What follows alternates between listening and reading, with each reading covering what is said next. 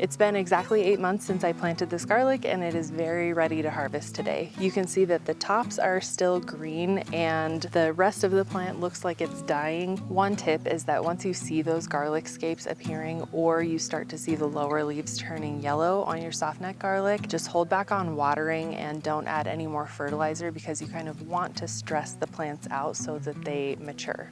It can be really tempting to just pull on the stalk, and I've definitely done that before, but it does kind of suck when the stalk breaks and then you don't have anything to braid with.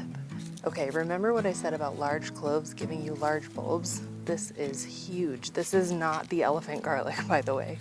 Definitely gonna save some of these to plant for next year.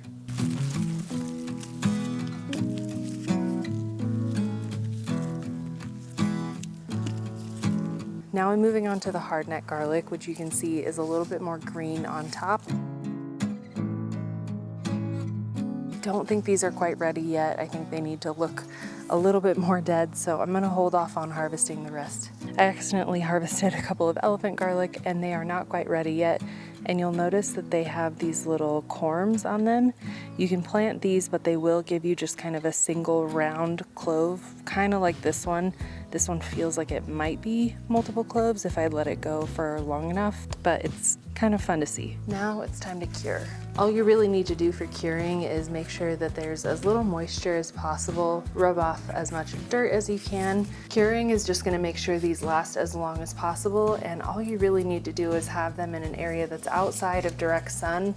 I like to just hang them upside down on these little racks. I'm gonna do this with the largest cloves and then make mini braids with the smaller ones. But hanging them upside down like this with plenty of space in between allows all of that moisture to drain away from the bulb and ensures a better end quality product. I let these ones dry for a day or two before braiding them because you don't want this stalk to be so brittle that it breaks every time you try to braid it, but you don't want it to be so green that it promotes rot. Depending on how much you care about the look of the final product, it's also helpful to choose bulbs that are all about the same size. And the first thing is just to trim off all these roots and get rid of the dirt. You can use the roots almost like a little brush to scrub off the dirt.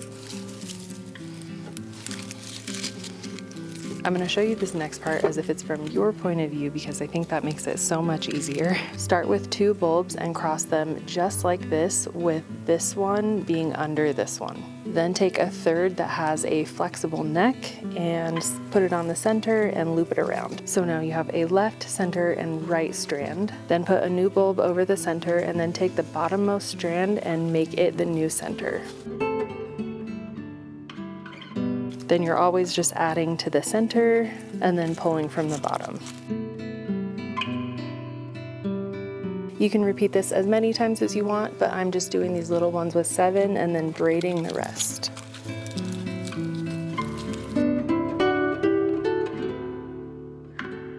And then I'm creating a loop so this will be able to hang from something.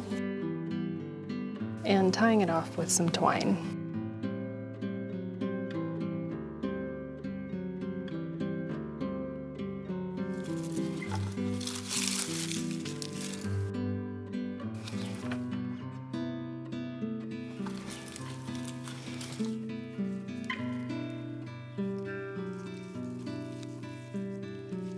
You can also tie it off here if you prefer the look of a long braid. Just know that if you go to bend this in the future, it might crumble. Then let them finish curing in a spot that doesn't have direct sunlight and has plenty of airflow.